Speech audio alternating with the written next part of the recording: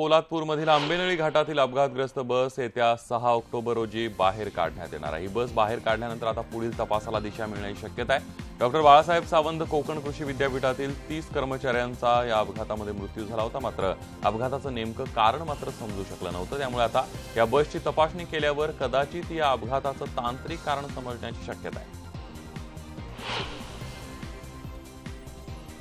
शेतकऱ्यांच्या दिल्लीतील आंदोलनानंतर केंद्र सरकारनं प्रमुख 6 रब्बी पिकांच्या हमी भावात वाढ केली आहे। गव्हासह हरभरा, मसूर, सूर्यफूल पिकांचा यामध्ये समावेश आहे। केंद्र सरकारच्या शेती आणि शेतकरी विषयक धोरणाविरोधात भारतीय किसान सभेनं लाखो शेतकऱ्यांचा मोर्चा दिल्लीमध्ये काढला होता। या मोर्चेकरी शेतकऱ्यांवर पोलिसांनी अमानुष लाठीचार्ज केला होता। या शेतकरी आंदोलनाचा केंद्र सरकारनं चांगला धसका घेतला असून सरकारनं 6 पिकांच्या हमी भावात वाढ केली आहे। 19-20 में विपणन की जाने वाली 18-19 मौसम की जो रबी की फसलें हैं उसके लिए न्यूनतम समर्थन मूल्य हेतु आज कैबिनेट ने मंजूरी दी है।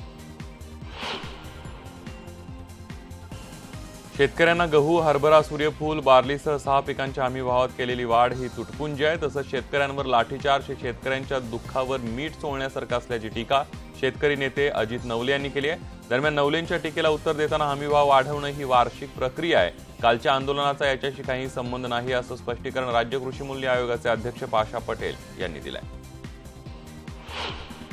एकंदरीत जो उत्पादन खर्च वाढलेला आहे तो पाहता आणि जे आश्वासन मोदींनी दिलेलं होतं C2 + 50% हे गणित पाहता ती पुरेशी नाहीये। एक प्रकारे मलम लावण्याऐवजी जी तुटपुंजी वाढ दिली त्याच्यामुळे मीठ चोळण्यात आलेलं आहे अशी भावना शेतकऱ्यांच्या मनामध्ये आहे। वर्षाला केंद्र सरकार खरीपाच्या पेरणीच्या आधी खरीप पिकाचे हमी भाव जाहीर करतं आणि रब्बीच्या पेरणीच्या आधी रब्बीचे हमी भाव जाहीर करत असतात। काल आंदोलन झालं, मल्लमपट्टी लावावी म्हणून ही वाढ झालेली नाही, ही रेग्युलर प्रोसेस आहे। एवढं तरी शेतकरी नेत्यांना एवढं तरी कळलं पाहिजे, ही रेग्युलर प्रोसेस आहे आणि ही काही जरी जग बुडालं राहिलं तरी सुद्धा ही जाहीर करावीच लागते, त्याला काही इलाज नाही। पाणीच्या उंबरठ्यावरील लातूरमध्ये सर्व पाणी केवळ पिण्यासाठी आरक्षित करण्यात आलंय। सर्व 142 प्रकल्पांचं पाणी पिण्यासाठी आरक्षित केलं गेलंय। जिल्हाधिकाऱ्यांनी या संदर्भात आदेश काढलेत। ऑक्टोबर महिन्यामध्ये पाणीसाठी आरक्षित करण्याची लातूर जिल्ह्याच्या इतिहासातली ही पहिलीच घटना आहे। पूर्ण जिल्हाभरामध्ये यावर्षी पावसाचे दिवस जरी वाढल्या परंतु मोठा पाऊस नसल्यामुळे छोटे छोटे धरणामध्येच फक्त पाणी आहेत, मोठ्या धरणामध्ये पाणी आलेलंच नाही आहे। येणाऱ्या कालावधीमध्ये काटकसरीने पाणीचा वापर करावा लागेल आणि रब्बीचे नियोजन करायची किंवा नाही हे ऑक्टोबर पहिल्या आठवड्यामध्ये निर्णय घेऊन संपूर्ण पाणी पिण्यासाठी आरक्षण करावं लागेल। महाराष्ट्रात मान्सूनचा परतीचा प्रवास सुरू झालाय। पुढच्या 3-4 दिवसांमध्ये मान्सून राज्यातून रजा घेणार आहे। कुलाबा वेधशाळेनं अंदाज वर्तवला। आधीच मागचे 4 महिने जीवाला घोर लावल्यानंतर उरलेल्या 3-4 दिवसात राज्यात परतीचा पाऊस बरा पडेल ही देखील आशा मावळली आहे। सप्टेंबर महिन्यातही मुंबईसह राज्यात कुठे समाधानकारक पाऊस झाला नाही, त्यामुळे शेतकरी मात्र चिंतेत आहे। ऐन रब्बीच्या तोंडावर राज्यात रासायनिक खतं महागल्यानं बळीराजाच्या चिंतेमध्ये भर पडली आहे। रासायनिक खतांच्या गोण्या 100 ते 250 रुपयांनी महागल्यात। 10 सर्व्हिस त्याचबरोबर DAP, पोटॅश, 12-32-16 या खतांच्या किमतीही 15 ते 20% वाढल्यात। आधीच मान्सूनचा छळ, त्यामध्ये आता खत दर वाढीचा फटका शेतकरी मेटाकुटीला आलाय। जातींमध्ये भांडण लावून रक्ताचा गुलाल उधळून सत्तेवर बसणारे हे सरकार शेतकरी आणि सामान्यांच्या विरोधी असल्याचा आरोप राजू शेट्टी यांनी केलाय। तसंच रासायनिक खतांची भाववाढ शेतकऱ्यांवरील आणखी एक संकट असल्याचं वक्तव्य राजू शेट्टी यांनी केलंय। पेट्रोल डिझेल दरवाढीमुळेच रासायनिक खतांच्या भावात वाढ झाल्याचा आरोपही राजू शेट्टी यांनी केलेला आहे। अकोल्यामध्ये सोयाबीन कापूस दुष्काळ परिषदेमध्ये ते बोलत होते। भाववाढ हे शेतकऱ्यांच्यावर अजून एक संकट आलेलं आहे आणि हे खरं तर आता उंटाच्या पाठीवरची शेवटची काडी आहे। आता मात्र उंट बसल्याशिवाय राहणार नाही। यावर एकच उपाययोजना आहे, ती म्हणजे शेतकऱ्याला 1.5 हमीभाव देणं आणि शेतकऱ्याच्या डोक्यावरचं संपूर्ण कर्ज संपवून टाकणं।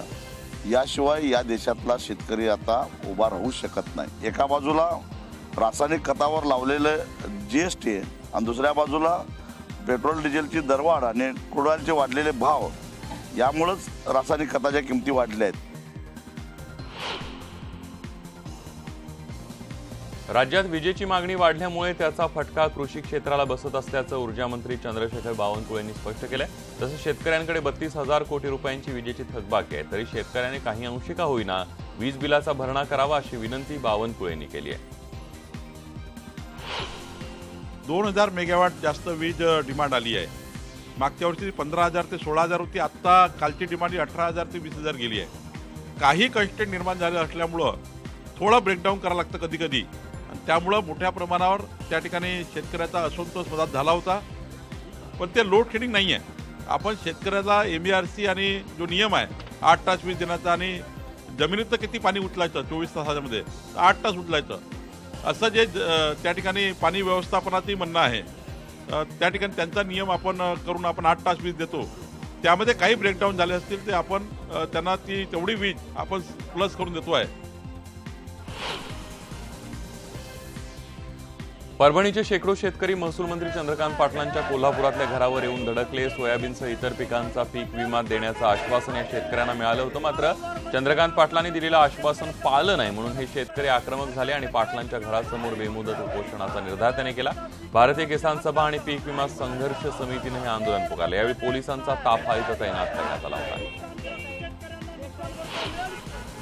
आज कृषी मंत्री यांच्या घरासमोर आम्ही आमरण उपोषणाला बसतोय। आम्ही मेलत तरी चालेल ना चालेल, परंतु आम्ही आता हटणार नाही असा निर्धार करून परभणी जिल्ह्यातील शेकडो शेतकरी न्याय मागण्यासाठी माननीय मंत्री यांच्या दालनामध्ये घरामध्ये आलेले आहेत।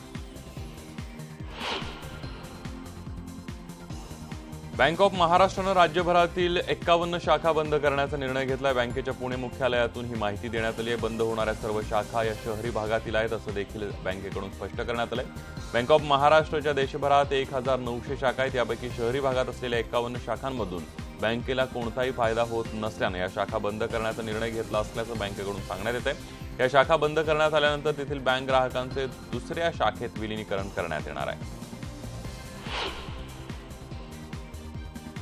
इंधन दरवाढीमुळे तुमचा आमचा खिसा रिकामा होत असताना आता लालपरीचा अर्थात एसटीचा प्रवास देखील महागणार आहे। लवकरच एसटी कडून 8 ते 9% भाडेवाढ केली जाणार आहे। भाडेवाढीच्या प्रस्तावाला एसटी महामंडळाचे अध्यक्ष आणि परिवहन मंत्री दिवाकर रावतेंनी मंजुरी दिली आहे। सध्या हा प्रस्ताव परिवहन प्राधिकरणाकडे पाठवण्यात आलाय। डिझेलचे दर 80च्या घरात पोहोचले, याच्यातच कामगार वेतन करार आणि इंधन दरवाढीमुळे एसटीचा तोटाही 3,660 कोटींच्या घरात पोहोचलाय। अशा परिस्थितीमध्ये भाडेवाढीशिवाय पर्याय नसल्याचं दिवाकर रावतेंनी सांगितलं। नाशिकमध्ये स्वाईन फ्लू डेंग्यूचा फैलाव रोखण्यामध्ये अपयशी ठरलेल्या वैद्यकीय अधीक्षकांची पालिका आयुक्त तुकाराम मुंडेंनी उचलबांगडी केली आहे। डॉक्टर जयराम कोठारे यांचे अधीक्षक पदावरून हटवण्यात आले। मलेरिया निवारण विभागाचे प्रमुख डॉक्टर राहुल गायकवाड यांच्याकडे वैद्यकीय अधीक्षक पदाचा अतिरिक्त भार सोपवण्यात आला आहे।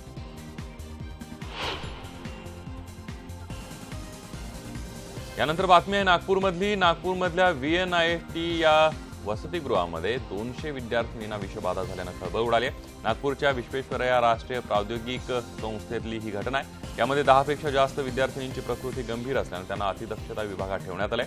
वसतिगृहातल्या जेवणामध्ये किडे आढळल्याचं समोर आलंय। वसतिगृहामध्ये अतिशय निकृष्ट जेवण दिलं जात असल्याचा आरोप या विद्यार्थिनींनी केलाय।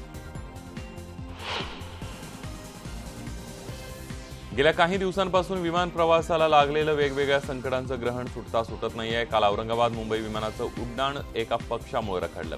मुंबईहून औरंगाबादमध्ये आलेल्या जेट कंपनीच्या विमानाच्या पंख्यामध्ये पक्षी अडकला।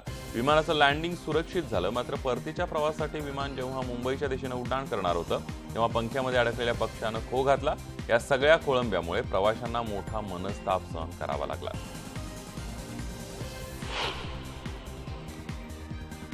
यवतमाळमध्ये हैदोस घालणाऱ्या हत्तीला अखेर ताडोबा अभयारण्यात पाठवण्यात आले। यवतमाळमधील नरभक्षक वाघिणीला जेरबंद करण्यासाठी वनविभागाच्या सावरखेडा गावात बेस कॅम्प लावण्यात आलाय। मात्र रात्री बेफाम झालेल्या हत्ती लोखंडी साखळी तोडून रस्त्यानं नासधूस केली। कॅम्पपासून 15 किलोमीटर अंतरावर असलेल्या चहांद गावामध्ये तो हत्ती पोहोचला आणि तिथं शौचास केलेल्या एका महिलेला ठार केलं, तर दुसऱ्या गावातील एका व्यक्तीला गंभीर जखमी केलं। थकीत पैसे देण्याच्या मागणीसाठी शेतकरी संघटनेनं सांगलीच्या वसंतदादा साखर कारखान्यावर मोर्चा काढला। कारखान्यानं जानेवारीपासून शेतकऱ्यांचे 400 रुपये देणी अद्याप दिलेली नाहीये। त्यामुळे हजारो शेतकऱ्यांची कोट्यवधी रुपयांची देणी थकीत आहे। त्यामुळे तातडीनं शेतकऱ्यांची थकीत देणी दिली नाही तर एकाही कारखान्याचा धुराडा पेटू देणार नसल्याचा इशारा स्वाभिमानी शेतकरी संघटनेनं दिलाय। नंदुरबारमधल्या नवापूर तालुक्यातल्या महावितरण कंपनीच्या भोंगळ कारभाराच्या विरोधात शेतकरी आक्रमक झालेत. वीज वितरण कंपनीच्या कार्यालयाला शेतकऱ्यांनी टाळं ठोकून निषेध केला. वीजच्या समस्येवर शेतकरी आक्रमक झाल्याचं पाहायला मिळालं.